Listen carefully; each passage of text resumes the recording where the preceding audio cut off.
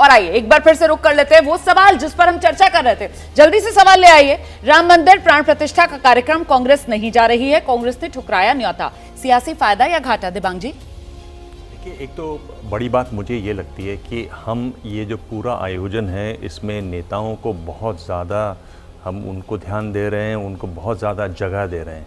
एक ये भाव बन रहा है कि जो नेता हैं वो सबसे ज़्यादा बड़े जानकार हैं, बड़े ज्ञानी हैं, सबसे ज़्यादा अनुभवी हैं, सबसे ज़्यादा पढ़े लिखे हैं, सबसे ज़्यादा चाल चरित्र इन्हीं का अच्छा होता है, ऐसा एक भाव आ रहा है। और मैं किसी एक पार्टी की नहीं बात कर रहा हूँ, मैं सभी नेताओं की बात कर रहा हूँ।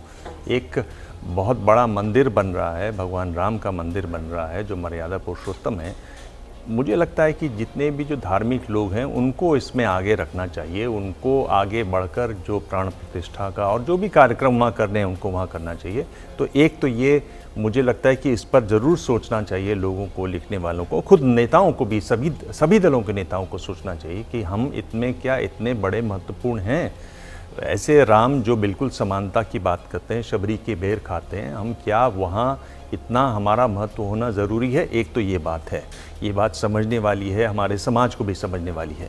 दूसरी बात मैं जो अगर इसी मुद्दे पर अगर सीधे आऊँ, मुद्दे से न बचता हुआ, कहीं आप ये न समझें कि मुद्दे से बचने की कोशिश कर रहा हूँ, मैं ये पूछ रहा हूँ कि अगर कांग्रेस ने ये तय किया है कि वहाँ वो नहीं जा रहे हैं, तो बहुत सारी आवाज़ें कांग्रेस में भी है। कांग्रेस के अंदर इस मुद्दे को लेकर जो अलग अलग आवाज़ें हैं वो आती रहती हैं सामने। अगर आप देखें तो ताला खुलवाया तब कांग्रेस पार्टी राजीव गांधी की सरकार रही, जो उन्होंने अपना 89 का पूरा प्रचार शुरू किया वो अयोध्या से शुरू किया। वहाँ से आज कांग्रेस कहाँ पहुँच गई है, ये कांग्रेस को एक देखने वाली बात है कि कांग्रेस किस तरीके से बदली है इस मुद्दे को लेकर, इन मामलों को लेकर। जी, एक और बहुत महत्वपूर्ण बात है कि ये सब जब हो रहा है, जब नेताओं को इतना ध्यान दिया जा रहा है, इतना नेता फोकस में है, उसमें मीडिया का, मेरी ये बात सुन लीजिए रुमाना, आप जी करके रोकिए मत, उसमें बहुत ज़्यादा फोकस है मीडिया का। आप मीडिया को कैसे खेलते हैं, मीडिया से आप कैसे रूबरू होते हैं, मीडिया का आप कैसे इस्तेमाल करते हैं, वो कांग्रेस को बीजेपी से सीखने की ज़रूरत है। आप नहीं जा रहे हैं, उस पर आप एक छोटा सा खत भेज देते हैं, आपकी डिटेलिंग नहीं है, आप कह रहे हैं कि वहाँ पर वो काम पूरा नहीं हुआ, आप 2 पैराग्राफ डिटेलिंग करते, लोगों को बिठाते, जानकारों को बिठाते, बात करते, अगर मना ही करना था वहाँ जाने से तो बेहतर तरीके से इसको डिटेलिंग करनी चाहिए थी और मीडिया में वो बात आनी चाहिए। ठीक है, शुक्ला जी। मेरा मानना है कि एक कहावत है, गुड़ खाए गुलगुले से परहेज करें।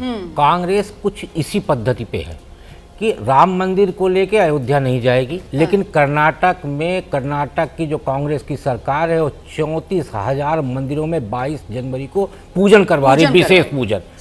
फिर छत्तीसगढ़ में जब अपने भूपेश बघेल जी चीफ मिनिस्टर थे तो वो राम वन गमन और कौशल्या जी को लेके एक बड़ा व्यापक कार्यक्रम कर रहे थे, राम कथा कराया उन्होंने और राम वन गमन मार्ग को दुरुस्त किया कि जिससे लोगों के आने जाने की सुविधा हो।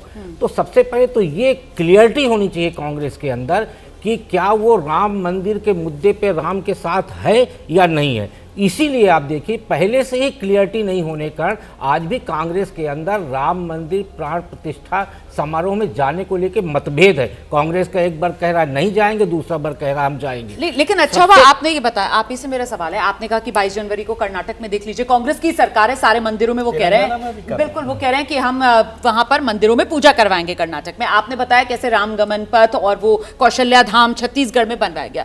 तो यहाँ तो कांग्रेस कह रही है ना, वो कह रही है ये बीजेपी का कार्यक्रम है, वो कह रही है बीजेपी ने हाईजैक कर लिया है प्रभु राम को, वो कह रही है इस वजह से हम इस कार्यक्रम में नहीं जा रहे हैं। विरोधाभास कहां है? देखिए, सबसे महत्वपूर्ण बात यह है कि भारत को राजनीतिक दृष्टि से 2 भागों में बांटा गया है, एक अल्पसंख्यक, एक बहुसंख्यक। अब सबसे जो मजेदार बात है वो ये है कि अल्पसंख्यक को लेकर सारे बड़े दल जो हैं वो केंद्रित हो रहे हैं और बहुसंख्यक को सीधे सीधे भारतीय जनता पार्टी के लिए छोड़े दे रहे हैं। हमारा ये कहना है कि आप यदि भारतीय जनता पार्टी से मुकाबले करना चाहते हैं और आप चाहते हैं कि एक बड़ा गठबंधन बन के भारतीय जनता पार्टी के सामने खड़ा हो, तो आपको अल्पसंख्यक मोह छोड़ के बहुसंख्यक के साथ जाना चाहिए। और उसका सबसे बड़ा माध्यम ये है कि समयानुकूल, युगानुकूल आपको चलना पड़ेगा। और आज के समयानुकूल ये है कि जब पूरा देश राममय माहौल में रचा हुआ है तो आप उससे अलग हटके राजनीतिक बैतरनी राजधानी पार नहीं कर सकते। तो आप कह रहे हैं कि बहुसंख्यकों को अपने पाले में लाने के लिए कांग्रेस पार्टी को इस मौके का इस्तेमाल करना चाहिए था। राम मंदिर प्राण प्रतिष्ठा के कार्यक्रम में कांग्रेस पार्टी को शिरकत करनी चाहिए थी, न्योते को नहीं ठुकराना चाहिए था।